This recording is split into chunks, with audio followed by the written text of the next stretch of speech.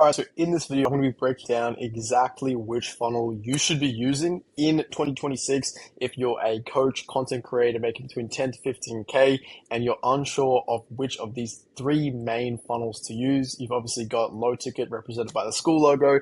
You've got HTSF, which is high ticket sales funnel. That's selling something like a mentorship or coaching program for anything 2,500 plus. And then you've got finally the webinar program, which I've set up by doing a webinar. These three are really the main three options that you have coming into 2026 as someone who wants to sell coaching or info. I'm going to be breaking down which one is going to be best suited for your specific situation as a coach slash content creator. All right, so starting off with school or low ticket sales funnels in a kind of community setting, we want to focus on community as the main form of low ticket here. School is the most used community model for a low ticket sales funnel. Realistically, most of you would have heard of school. It's basically just a platform to host a coaching community on. You can charge usually between $27 to $97 recurring. A really attractive reason why people would go forward with a school community, a group coaching community, is the MRR, the monthly recurring revenue, right? So this is something that you can stack members on members and scale up to a certain amount, say 10K MRR, and that's going to be recurring every month. Now, the main components and kind of how this low ticket community funnel works is you need to have a clear landing page, you need to have a VSL recorded, and you need to have the community built out. That's it in its most basic format. You can use a platform or a software like School to set everything up. The UI is very friendly. It's somewhat easy to set up on the back end. Everything's kind of given to you on a silver platter with School. It's very, very, and like I said, UI friendly. The main structure of a low ticket funnel or a low ticket community page is you have traffic coming in from your Instagram, YouTube, TikTok, whichever social media that you're present on. If you watched a previous video of mine, YouTube, Instagram are the main ones. It goes to a landing page. School has a built-in landing page, so you don't even have to worry about paying for an extra software like ClickFunnels or like GHL. School kind of does that for you. A payment takes place, so they pay to buy into your community, and then they get access to your school page, right? Like I said, between $27 to $97 a month recurring, that can go up and down based on how much value you're providing and what your niche is. Now we're going to get into an example, okay? Like what it would be a good example of a fitness coach, let's say, who has a school community set up, okay? Their offer is Lean Body Blueprint, $47 a month, traffic, they have Instagram, and their promise is to get lean without restrictive diets. 500 plus members, right, already in the community. So this would include things like 12-week programs. It would have pre-recorded course content. Weekly Q&A calls is really important.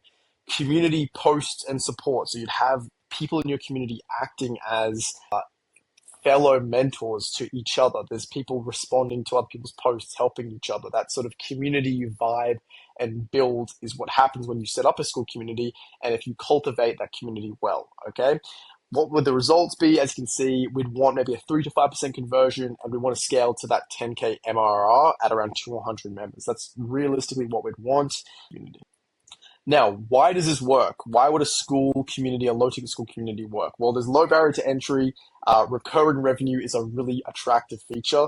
Scalable, it is scalable in a way. You can scale to 100 plus, 200 plus, thousands of members in your community. Community retention, they can stay in relationship and kind of stay in communication with your community. You can talk to them every day, and then you can also upsell them to a high-ticket path. So those are all of the reasons why it works. Now I'm going to get into some of the reasons why a low-ticket school community doesn't work, just so you have both sides of the coin, right? If you're a coach or content creator deciding which one to choose, I'm going to give you the good and then the bad. Okay, so what are the negatives of a low-ticket school community? The negatives are churn. That is the number one thing that I would say, the most important to understand before you dive into a school community. If you run a school community currently, you know what I mean. Churn is the biggest issue affecting school, and unfortunately, there's no real cure to it. You can do a lot of things to reduce churn, but it's kind of in the writing there. Reduce is the only thing you can do. It's very hard to eliminate churn. And what is churn? It's basically just people leaving your community every month. Okay. Now, Skool gives you a lot of metrics to track churn to make sure that it's not getting too bad, and kind of helps you figure out solutions to that. But that's the really most important thing that you need to keep an eye on, is if churn is getting too bad and the percentage is getting too high, that's something you're going to have to really look into. And unfortunately, there's only kind of band-aids you can put on it. There's no real cure to churn, right? Another thing that I'd want to mention in the somewhat negatives of the Skool group community is just, I did say scalability, but it also works as a negative. There is a clear limit that you can reach when you're building a Skool community, okay? It usually is a result of churn. That's the reason why you can't scale to very, very high monthly recurring marks with the Skool community. Don't get me wrong, you can scale to hundreds of thousands of dollars per month with Skool communities. But again, that churn is going to be a big factor. And when you get to those larger communities, maintenance and moderation is going to be a big issue. It's going to be very hard for you as a solopreneur, or if you're just one person attacking this, it's going to be very hard for you to personally manage that. You're going to have to start hiring people.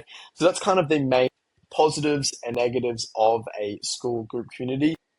And finally, who is this best for? Okay, this is going to be best for coaches, educators, experts with proven methodologies. I would say this is also best for beginners in a way if you have a large social media following.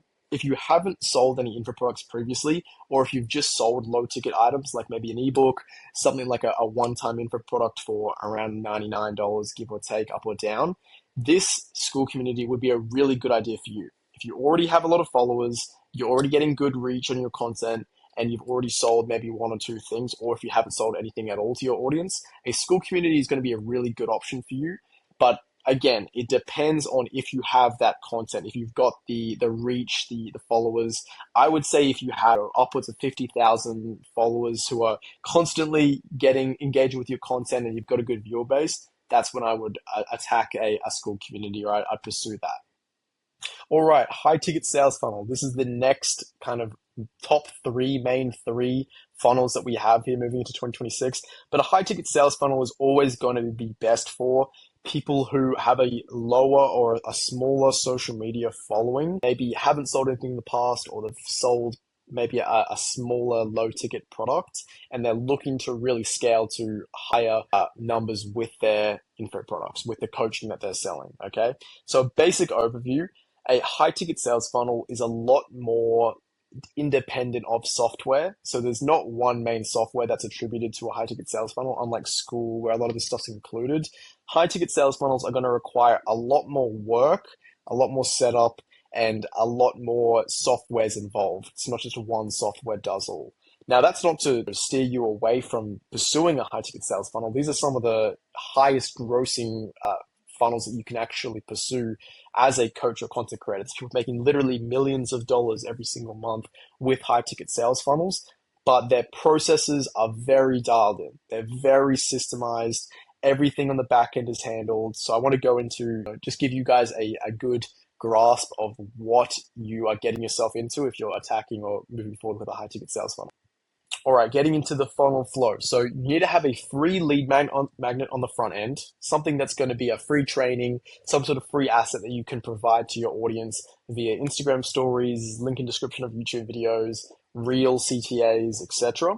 Then you're going to have a landing page after that. So once someone clicks on the free lead magnet, they receive it, but then they're also linked immediately to a landing page. I personally like to use GHL for landing pages. It's just easy, simple to build out. Not much of a headache. VSL is required as well. So you need to have a scripted out VSL. This says 30 to 60 minute value delivery.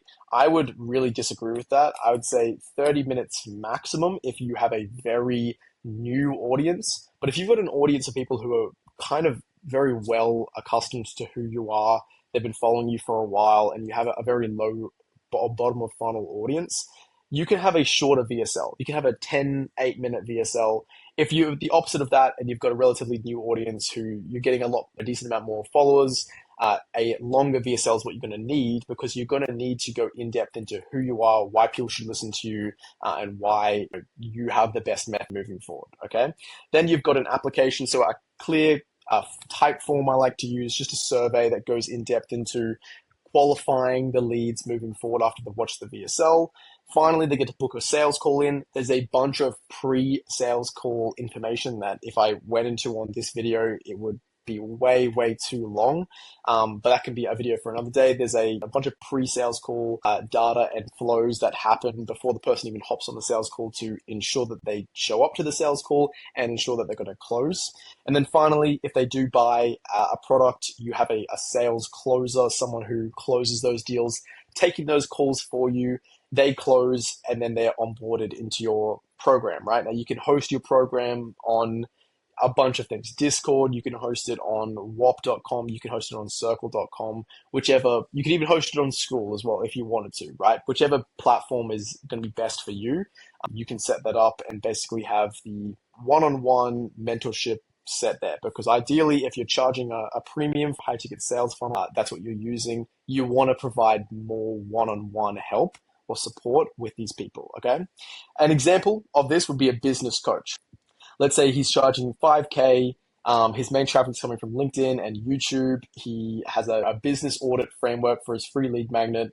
Then he's got application filters, making sure that people who show up to these calls with his sales closer are actually qualified. They have money. They understand what their bottlenecks are. They're willing to take a chance and invest in a program like this. Then you've got what's included. One-on-one calls are very popular with high-ticket sales funnels and coaching related to high-ticket sales funnels. You can also have things like group coaching, pre-recorded course content, things like that. And these are just some metrics for you. Let's say there's a 50% application show up rate. That's very good if you have a completely dialed and honed in system. 30% close rate. We could kind of stretch that up to 35 to 40 even, I've seen in the past. And then you have 4 to 8 clients per month. You're already making between 20 to 40K revenue. So this is very lucrative if you are willing to go to take the extra mile, go in depth into setting up sales funnels, doing all the back end work, buying the software, taking the extra time and energy into investing into those things. Of course, myself and my business partner at JG Operations, we do all that stuff for you. There's a link in the description if you want to talk to us personally and maybe see if we could help you set something like this up. Done it many times before, generated 75K plus USD recurring per month for clients. But quick little plug there, sort of going more in depth into here. We've got a lot more things such as why this actually would work. So why does a high ticket sales funnel work opposed to these other two, low ticket sales funnel and webinar funnel? Well, the high ticket sales funnel fundamentally is so useful for filtering out all of the time wasters, the tire kickers, people who are going to waste your time, and only having people who are willing and ready to buy showing up to sales calls. Now, that's if you set this up well. If you don't set it up well and you let anyone show up to sales calls, you're going to get a lot of tire kickers, a lot of time wasters. But a really good reason to do a high ticket sales funnel is if you set it up the right way, you're going to only deal with people who are very high qualified leads, okay? You've also got the high price points, of course. You can charge premiums for this stuff, 5K, 10K, even 15,000 plus for this type of coaching, depending on who you are, what your results have been in the past, and your niche as well. You've got a lot more one-on-one personalized coaching taking place with the high ticket sales funnels. Another really good reason why it works. Those are just some of the main sort of reasons why a high ticket sales funnel is so good to build out. And then longevity as well. I've seen a lot of sales or school communities rise and kind of crash. Not to say that that would happen with you, but I haven't seen it as much with high ticket sales funnels. If you have a good high ticket sales funnel, this thing's going to last indefinitely. As long as you have a steady flow of content being pushed out and you're not slowing down on that front, you are always going to have more leads, more qualified people showing up to sales calls, and more sales, more people into your mentorship. Okay. It's a recurring cycle.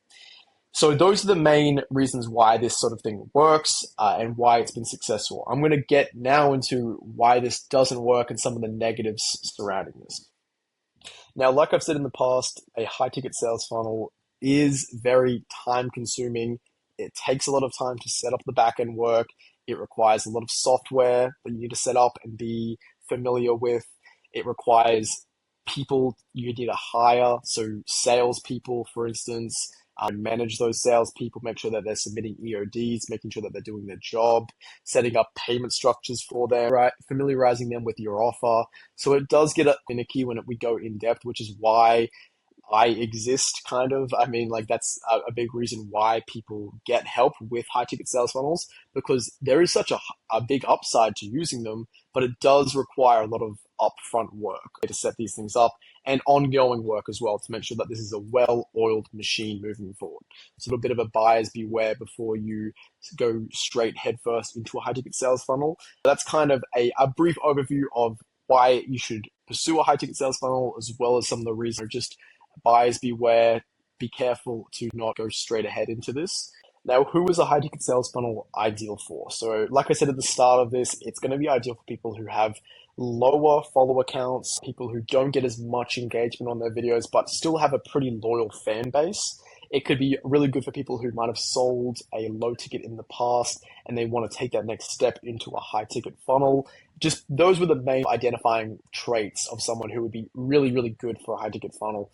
But honestly, high ticket sales funnels can apply to most coaches or creators who are currently doing 10 to 15K per month. If they're selling some sort of info and they don't have a high ticket sales funnel set up, they're definitely missing out on the bulk majority of income, because this is the best way to fast track and really make as much cash flow as you honestly could as soon as possible with a high ticket sales funnel. Not to say it's the best, but these, compared to these other here, you could get a sale for 5,000 and bam, you've just immediately made that much. Whereas school, you'd have to get a bunch of members to get in on that, and Webinar Jam or webinars would be a similar thing. You'd have to sell quite a few low ticket products before you can get to that. All right, now finally, webinars. This is the dark horse of 2026. I love webinars. They are super useful if you're a coach or creator currently doing about 10 to 15K and you haven't done a webinar before. This is really, really important that you listen into this, because this is a slept on funnel, okay? Not that many people are doing webinars nowadays, and I honestly don't know why, because it's one of the best ways to not only build a lot of goodwill with your audience, but also generate a lot of income for your coaching program. So let's get into the examples of a webinar that's gone well in the past, as well as who this is going to be ideal for, plus some of the downside. All right, so the basic structure for a webinar. Putting it simply, you need to have traffic from your social media. You need to send them to a registration page for the webinar where there's a short VSL, 2 minutes long, just identifying why people should show up to this webinar and what you're going to be covering. Then they click a link, they register for the webinar. You use Webinar Jam as the primary software to set up your webinars. It's the best. It's similar to school in the way that the UI is relatively simple. It's great to build out, and it ticks every single box that you could want as someone who sets up webinars or who is wanting to create a webinar funnel. Once you have those things set up, you've got the landing page, VSL, traffic from your webinar, people are getting registered. You need to build out the slide deck for the webinar, as well as understand what topic you're going to be presenting on, okay? Build a slide deck out.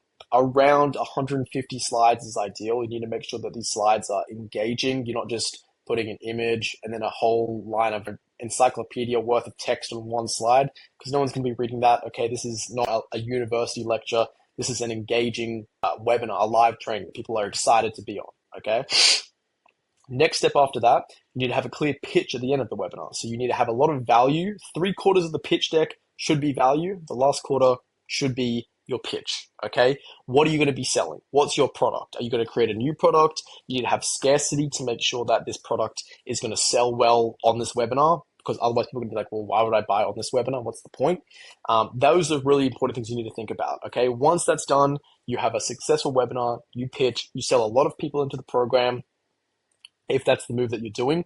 Or if you have a high ticket sales funnel, webinars actually fit really well into high ticket sales funnels, because you can book out a bunch of calls into the future, okay? So if you do a correct webinar, you provide a lot of value on the front end, Your CTA at the end can be, okay, we'll book a call with my sales manager or my sales professional, whatever, your closer essentially, and I'll see if you're good enough to get into the program. Okay, then you can book out a huge calendar of calls. You're going to be set for months and months, right? That's one of the really, really good reasons why webinars are so effective. So we'll get now into an example of how this works. Now, let's say we've got an example here, someone who creates online courses, right? They're going to show how to create online courses. They're getting most of the traffic from Facebook ads and email list. I would probably say more generally, it'd be Instagram, YouTube. Those are the main ways, but you can do Facebook ads. You absolutely can do an email list. You should ideally be incorporating all of these, right, at one time. Facebook ads are a little bit iffy. I can get into that in a separate video, but definitely optimizing your organic, right, as much as you can. Your offer, let's say it's a $997 course, you're selling that on the webinar, you've got an awesome slide deck built out, you have a really good show rate of 30%, that's very good, okay? I haven't gotten to that before, I've gotten 25%, 26%, which is quite good, but 30% show rate is amazing. 10 to 15% conversion is quite good, that's about standard. Then you're making 10 to 15K per 100 registrants, okay, which is amazing data. If you're getting a lot of registrants, you can really optimize how much you're making, and you can kind of track some of the key metrics there. Now, what is the main reasons why a webinar funnel works? We can get into that right. Okay, so the most important thing is trust building. You're basically doing 60 plus minutes of teaching before you even pitch. So you're building up so much trust in the front end. I like to think of this as just speeding up the content conversion funnel that you already have up. Okay, you're posting content as a coach or creator. You're hoping that your audience or new audience members watch that content. Ideally, they need to watch 7+ hours of content before they buy from you. The webinar just speeds this whole process up, okay? It's a live event. It's 40 to 60 minutes of straight value, if not more. Their whole perception of you as a trustworthy source is optimized to the max, okay? So by the end of the webinar, they're far more likely to buy from you immediately, especially if you have a good offer and a good scarcity bonus as well, right? That's so important. So that's a really good reason why webinars work. Other things like you can do a direct sales pitch to hundreds of people at once instead of doing individual sales calls. You've got very scalable options with webinars. You can do a new topic every webinar. You can do multiple webinars a month, or you could even do the same topic if you have enough traffic coming into each webinar, right? The possibilities are kind of endless with that. So the final thing is high perceived value as well, I would say, because it's so easy to sell a free webinar, right? So many people are going to want to apply to register for this webinar. You're going to have a lot of FOMO. You're going to make sure that people are showing up to the webinar. It's a lot easier to do that when it's a free training to get people's foot in the door than if it's people know that it's a paid product and you're just selling a high ticket sales funnel, right? Those are the reasons why a webinar works and the kind of the positives behind it. Now let's get into the negatives. Again, similar to high ticket sales funnel, like I said, Webinar Jam is somewhat easy to use. However, the back end work required for a successful webinar, especially with nurture, pre-webinar nurture, which I didn't even kind of cover in this, but so important. You need to do a lot of emails, a lot of SMS set up, automation set up that's going to make sure that the people who register actually show up to the webinar, and not only show up, they're ready to buy when they show up to the webinar. They're going to stay on the webinar for the entirety that it takes place. And then finally, like I said, they're going to buy. So that's a somewhat big issue with it. You need to be familiar with automations, Zapier, backend setups, that sort of thing. You also do need to put quite a lot of work into the slide deck. The slide deck takes quite a lot of time to set up. It's 150 to 250 slides long. So that is one thing that, again, does require some work. Obviously, like I said, myself and my business partner at Journey Operations, we completely build this out for you. There's a link in the description where if you'd like to talk to us about this for free consultation call, if you want to say that, we can absolutely do that. But that's kind of the main 3 funnels here, guys, going in depth into these 3. So if you're a coach or content creator going into 2026, the top 3 funnels that you need to be using. Hopefully this video gave you a good understanding of which funnel would be best for you. But again, there's going to be a link in the description, a link to my Instagram, a link to a website with more case studies from my agency. If you're interested in setting something like this up, any one of these funnels, click the link in the description and we can have a one-on-one call.